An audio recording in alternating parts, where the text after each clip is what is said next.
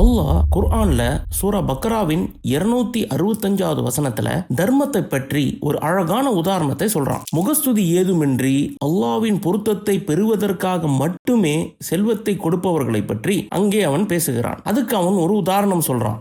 உயரமான வளமான நிலத்துல அமைந்துள்ள ஒரு தோட்டத்தை போன்றது இப்படிப்பட்ட தர்மம் அப்படின்னு அல்லாஹ் சொல்லி காட்டுறான். அந்த தோட்டத்தின் மேலே பலமான மழை பெய்யும் போது அது பழங்களை 2 மடங்காக கொடுக்கிறது.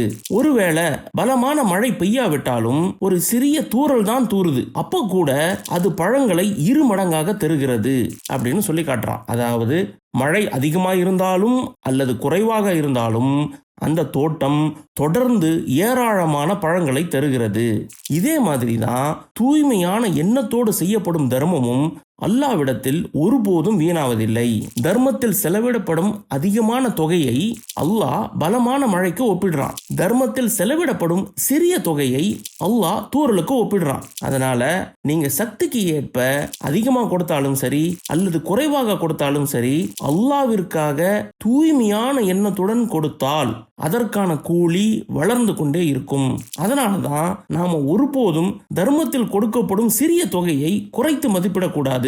தர்மத்தில் கொடுக்கப்படுகின்ற தொகை உங்களுக்கு சிறிதாக தோன்றலாம், ஆனால் தூய்மையான எண்ணத்தோடு அதை கொடுத்தால் அது அல்லாஹ்விடத்தில் மிக பெரியதாகும். எனவே பரக்கத்து மிக்க இந்த நாட்களில் என்கிட்ட காசு கொஞ்சம் தானே இருக்கு அப்படின்னு நினைச்சு தர்மம் கொடுக்காமல் இருந்து விடாதீர்கள். உங்களால் முடிந்ததை கொடுங்கள், தூய்மையான எண்ணத்தோடு கொடுங்கள்.